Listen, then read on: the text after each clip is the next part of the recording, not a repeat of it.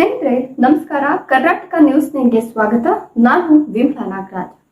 ಸ್ನೇಹಿತರೆ, ಒಬ್ಬ ಅನಾಮಿಕ ವ್ಯಕ್ತಿ ಕೊಟ್ಟಿರ್ತಕ್ಕಂತ ಹೇಳಿಕೆ ಇಡೀ ಧರ್ಮಸ್ಥಳ ಕ್ಷೇತ್ರದಲ್ಲಿ ಅಲ್ಲೋಲ ಕಲ್ಲೋಲವನ್ನ ಸೃಷ್ಟಿ ಮಾಡಿದೆ ಅಂತ ಹೇಳಬಹುದು. ದಕ್ಷಿಣ ಕನ್ನಡ ಜಿಲ್ಲೆಯ ಧರ್ಮಸ್ಥಳ ಕ್ಷೇತ್ರದಲ್ಲಿ ನೂರಾರು ಶವಗಳನ್ನ ಹೂತಿಡ್ಲಾಗಿದೆ ಅನ್ನುವಂತಹ ಸ್ಫೋಟಕ ಹೇಳಿಕೆಯನ್ನ ಕೊಡುವ ಮೂಲಕ ಅನಾಮಿಕ ವ್ಯಕ್ತಿ ಇದೀಗ ಕೊಟ್ಟಿರ್ತಕ್ಕಂತ ಈ ಒಂದು ಹೇಳಿಕೆ ಎಲ್ಲ ಕಡೆ ಬಹಳ ಕುತೂಹಲಕಾರಿ ಹಾಗೂ ಸಂಚಲನವನ್ನ ಮೂಡಿಸಿದೆ ಅಂತ ಹೇಳಬಹುದು. ಈ ಒಂದು ಪ್ರಕರಣಕ್ಕೆ ಸಂಬಂಧಪಟ್ಟಂತೆ ಎಸ್ಐಟಿ ತನಿಖೆ ಆರಂಭ ಆಗಬೇಕು ಅಂತ ಎಲ್ಲೆಡೆ ಕೂಗು ಕೇಳಿ ಬರ್ತಾ ಇದೆ. ನಿಷ್ಪಕ್ಷಪಾತವಾದಂತಹ ತನಿಖೆ ನಡೆದು ಧರ್ಮಸ್ಥಳ ಕ್ಷೇತ್ರದಲ್ಲಿ ಏನಾಗಿದೆ, 20 ವರ್ಷಗಳ ಹಿಂದೆ ನಡೆದಿರ್ತಕ್ಕಂಥ ಆ ಘಟನೆಗಳಾದ್ರೂ ಏನು, ಕಳೆದ 20 ವರ್ಷಗಳಿಂದ ನಿಜಕ್ಕೂ ಕೂಡ ನೂರಾರು ಅನಾಥ ಶವಗಳನ್ನ ಧರ್ಮಸ್ಥಳ ಕ್ಷೇತ್ರದ ಸುತ್ತಮುತ್ತ ಹೂತಿಡ್ಲಾಗಿದ್ಯಾ, ಒಂದಷ್ಟು ಪ್ರಕರಣಗಳನ್ನ ಮುಚ್ಚಿ ಹಾಕ್ತಕ್ಕಂತ ಪ್ರಯತ್ನವನ್ನ ಮಾಡಿದ್ಯಾ ಪೊಲೀಸ್ ಇಲಾಖೆ? ಈ ಎಲ್ಲಾ ವಿಚಾರಗಳು ಈಗ ಒಂದಕ್ಕೆ ಒಂದು ತಳಕನ್ನ ಹಾಕ್ತಾ ಇದ್ದು ಉನ್ನತಾಧಿಕಾರಿಗಳ ತನಿಖೆ ಆಗಬೇಕು, ನಿಷ್ಪಕ್ಷಪಾತವಾಗಿ ನ್ಯಾಯಯುತವಾಗಿ ತನಿಖೆ ಮಾಡ್ತಕ್ಕಂತ ಎಸ್ಐಟಿಗೆ ಈ ಒಂದು ಪ್ರಕರಣವನ್ನ ಕೊಡಬೇಕು ಅನ್ನೋ ಕೂಗು ಜೋರಾಗ್ತಾ ಇದ್ದು, ಈಗ ಈ ಒಂದು ತನಿಖೆಗೆ ಆಧರಿಸಿ ಈ ಒಂದು ತನಿಖೆ ನಡೀಲೇಬೇಕು ಅಂತ ಹೇಳ್ಬಿಟ್ಟು ಮಹಿಳಾ ಆಯೋಗದ ಅಧ್ಯಕ್ಷೆ ಎಂಟ್ರಿಯನ್ನ ಕೊಟ್ಟಿದ್ದಾರೆ. ಈ ಒಂದು ಪ್ರಕರಣಕ್ಕೆ ಸಂಬಂಧಪಟ್ಟಂತೆ ನ್ಯಾಯಯುತವಾದ ತನಿಖೆ ಆಗಬೇಕು ಅಂತ ಮಹಿಳಾ ಆಯೋಗದ ಅಧ್ಯಕ್ಷೆ ನಾಗಲಕ್ಷ್ಮಿ ಚೌಧರಿ ಈ ಒಂದು ಪ್ರಕರಣಕ್ಕೆ ಎಂಟ್ರಿ ಕೊಟ್ಟಿದ್ದು, ತನಿಖೆ ಯಾವ ಹಂತಕ್ಕೆ ತಲುಪುತ್ತೆ, ಸರ್ಕಾರ ಈ ಒಂದು ಮಾತನ್ನ ಅಥವಾ ಆ ಅನಾಮಧೇಯ ವ್ಯಕ್ತಿ ಕೊಟ್ಟಿರ್ತಕ್ಕಂತ ಹೇಳಿಕೆಯನ್ನ ಎಷ್ಟು ಗಂಭೀರವಾಗಿ ತೆಗೆದುಕೊಳ್ಳುತ್ತೆ ಅನ್ನುವಂಥದ್ದು ಈಗ ಎದ್ದಿರ್ತಕ್ಕಂಥ ಪ್ರಶ್ನೆ.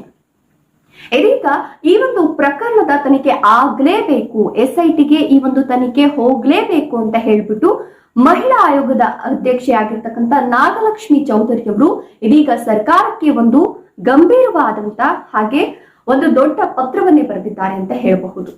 ಆ ಒಂದು ಪತ್ರದಲ್ಲಿ ಏನಿದೆಯಪ್ಪ ಅಂತ ನೋಡೋದಾದ್ರೆ, ಮೊದಲಿಗೆ 20 ವರ್ಷಗಳ ಹಿಂದೆ ಅಥವಾ 20 ವರ್ಷಗಳಿಂದ ಎಷ್ಟು ಅನಾಥ ಶವಗಳನ್ನ ಅಲ್ಲಿ ಹೂತಿಡ್ಲಾಗಿದೆ, ಇದು ಎಷ್ಟು ಸತ್ಯ, ಇದರ ಜೊತೆಗೆ ನೂರಾರು ಅನಾಥ ಶವಗಳನ್ನ ಹೂತಿಟ್ಟಿರುವ ಬಗ್ಗೆ ಆ ವ್ಯಕ್ತಿ ನೀಡಿರ್ತಕ್ಕಂಥ ಹೇಳಿಕೆಯ ಕುರಿತು ತನಿಖೆ ಆಗಬೇಕು, ಅದರ ಸತ್ಯಾಸತ್ಯತೆ ಹೊರಗಡೆ ಬರಬೇಕು.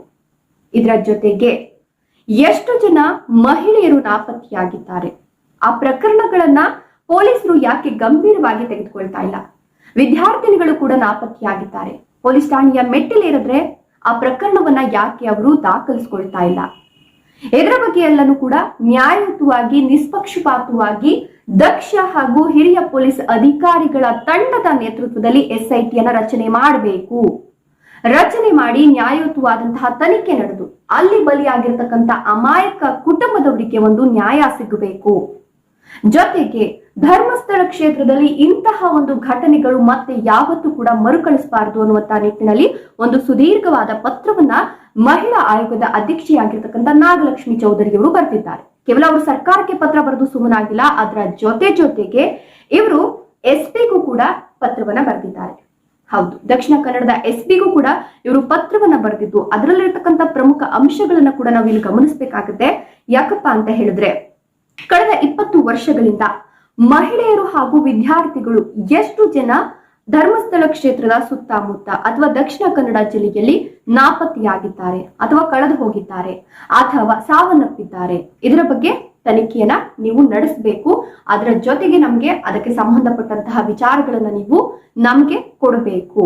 ಇದರ ಜೊತೆಗೆ ಎಷ್ಟು ಒಂದು ತನಿಖೆ ಆಗಿದೆ, ಎಷ್ಟು ಜನರನ್ನ ನೀವು ಪತ್ತೆ ಮಾಡಿದ್ದೀರಾ, ಎಷ್ಟು ಪ್ರಕರಣಗಳನ್ನ ಭೇದಿಸಿದ್ದೀರಾ, ಈ ಪ್ರಕರಣಗಳನ್ನ ಭೇದಿಸಿ ಎಷ್ಟು ಕುಟುಂಬದವರಿಗೆ ನ್ಯಾಯ ಒದಗಿಸಿದ್ದೀರಾ, ಇದರ ಬಗ್ಗೆ ಮಾಹಿತಿಯನ್ನ ಕೊಡಿ. ಅದರ ಜೊತೆಗೆ ಕೊಲೆ ಆಗಿರ್ತಕ್ಕಂಥ ಹಾಗೆ ಅನಾಥ ಶವಗಳು ಅಂತ ನೀವು ಎಷ್ಟು ಶವಗಳನ್ನ ದಫನ್ ಮಾಡಿದ್ದೀರಾ, ಇದರ ಬಗ್ಗೆ ನಿಮ್ಮಲ್ಲಿರ್ತಕ್ಕಂಥ ರೆಕಾರ್ಡ್ಸ್ ನಮ್ಗೆ ಬೇಕು. ಇದರ ಜೊತೆಗೆ ನಿಮ್ಮ ಒಂದು ಕೋರ್ಟ್ ಅಥವಾ ನಿಮ್ಮ ಒಂದು ಪೊಲೀಸ್ ಠಾಣೆಯ ಮೆಟ್ಟಿಲೇರಿದಂತಹ ಸಂದರ್ಭದಲ್ಲಿ ನೀವು ಯಾಕೆ ಒಂದಷ್ಟು ಪ್ರಕರಣಗಳನ್ನ ದಾಖಲು ಮಾಡ್ಕೊಂಡಿದ್ದೀರಾ ಅಂತ ಹೇಳಿದ್ರೆ ಅದರ ಬಗ್ಗೆ ನಮ್ಗೆ ಒಂದು ಜೆರಾಕ್ಸ್ ಕಾಪಿಯನ್ನ ಕೊಡಿ, ಆ ಪ್ರಕರಣಗಳ ಬಗ್ಗೆ ನಮ್ಗೆ ಒಂದು ಮಾಹಿತಿಯನ್ನ ಕೊಡಿ ಅಂತ ಹೇಳ್ಬಿಟ್ಟು ಈಗ ಮಹಿಳಾ ಆಯೋಗದ ಅಧ್ಯಕ್ಷೆಯಾಗಿರ್ತಕ್ಕಂಥ ನಾಗಲಕ್ಷ್ಮಿ ಚೌಧರಿ ಅವರು ದಕ್ಷಿಣ ಕನ್ನಡ ಎಸ್ಪಿಗೂ ಕೂಡ ಒಂದು ಸುದೀರ್ಘವಾಗಿ ಪತ್ರವನ್ನ ಬರೆಯೋದ್ರ ಜೊತೆಗೆ 7 ದಿನಗಳ ಗಡುವನ್ನ ಕೊಟ್ಟಿದ್ದಾರೆ. ಆ 7 ದಿನಗಳ ಒಳಗಾಗಿ ನೀವೇನಾದ್ರೂ ಈ ಒಂದು ಪ್ರಕರಣಕ್ಕೆ ಸಂಬಂಧಪಟ್ಟಂತೆ ನಾವು ಕೇಳಿರ್ತಕ್ಕಂಥ ಅಂಶಗಳಿಗೆ ಸಂಬಂಧಪಟ್ಟಂತೆ ನೀವು ದಾಖಲಾತಿಗಳನ್ನ ಕೊಡ್ಲಿಲ್ಲ ಅಂತ ಹೇಳಿದ್ರೆ ಹೋರಾಟದ ಒಂದು ಹಾದಿಯನ್ನ ಹಿಡಿಬೇಕಾಗುತ್ತೆ ಅನ್ನೋ ಎಚ್ಚರಿಕೆಯನ್ನ ಕೂಡ ಕೊಟ್ಟಿದ್ದಾರೆ. ಸೊ 7 ದಿನಗಳ ಗಡುವನ್ನ ಕೊಟ್ಟಿದ್ದಾರೆ. ಎಲ್ಲೋ ಒಂದ್ ಕಡೆ ಇದನ್ನೆಲ್ಲ ಗಮನಿಸ್ತಾ ಹೋದ್ರೆ ಆ ಅನಾಮಧೇಯ ವ್ಯಕ್ತಿ ಕೊಟ್ಟಿರ್ತಕ್ಕಂಥ ಹೇಳಿಕೆ ಇದು ದೊಡ್ಡ ಮಟ್ಟದ ಸಂಚಲನವನ್ನ ಸೃಷ್ಟಿ ಮಾಡಿದ್ದು, ದೇಶದಲ್ಲಿ ಅಥವಾ ನಮ್ಮ ರಾಜ್ಯದಲ್ಲಿ ಆಗ್ತಿರ್ತಕ್ಕಂಥ ಒಂದು ಬದಲಾವಣೆಯ ಕುರಿತು ಅಥವಾ ನಮ್ಮ ದೇಶದಲ್ಲಿ ಆಗಿರ್ತಕ್ಕಂಥ ನಮ್ಮ ರಾಜ್ಯದಲ್ಲಿ ಆಗಿರ್ತಕ್ಕಂಥ ಅನ್ಯಾಯದ ಕರಾಳ ಮುಖ ತೆರೆದುಕೊಳ್ತಾ ಅನ್ನುವಂಥದ್ದು ಮುಂದಿನ ದಿನಗಳಲ್ಲಿ ಗೊತ್ತಾಗುತ್ತೆ. ಇದನ್ನ ಸರ್ಕಾರ ಗಂಭೀರವಾಗಿ ಪರಿಗಣಿಸಿ ಅಥವಾ ಎಸ್ಪಿ ಅವರು ಗಂಭೀರವಾಗಿ ಪರಿಗಣಿಸಿ ನಿಷ್ಪಕ್ಷಪಾತವಾದಂತಹ ನ್ಯಾಯಯುತವಾದಂತಹ ತನಿಖೆಯನ್ನ ಮಾಡ್ತಾರಾ, ಸರ್ಕಾರ ನಿಜಕ್ಕೂ SITಯನ್ನ ರಚನೆ ಮಾಡುತ್ತಾ ಅನ್ನೋದು ಮುಂದಿನ ದಿನಗಳಲ್ಲಿ ಕಾದ್ ನೋಡ್ಬೇಕಾದಂತಹ ಅಂಶ ಆಗಿದೆ. ಸೊ ಇದರ ಬಗ್ಗೆ ನೀವೇನ್ ಹೇಳ್ತೀರಾ? ನಿಮ್ಮ ಅನಿಸಿಕೆ ಅಭಿಪ್ರಾಯಗಳನ್ನ ಕಮೆಂಟ್ ಮಾಡೋದನ್ನ ಮರಿಬೇಡಿ. ವಿಡಿಯೋ ಇಷ್ಟ ಆದ್ರೆ ಲೈಕ್ ಕೊಟ್ಟು ಶೇರ್ ಮಾಡಿ, ತಪ್ಪದೆ ನಮ್ಮ ಚಾನಲ್ ಅನ್ನ ಸಬ್ಸ್ಕ್ರೈಬ್ ಮಾಡ್ಕೊಳ್ಳಿ. Thank you.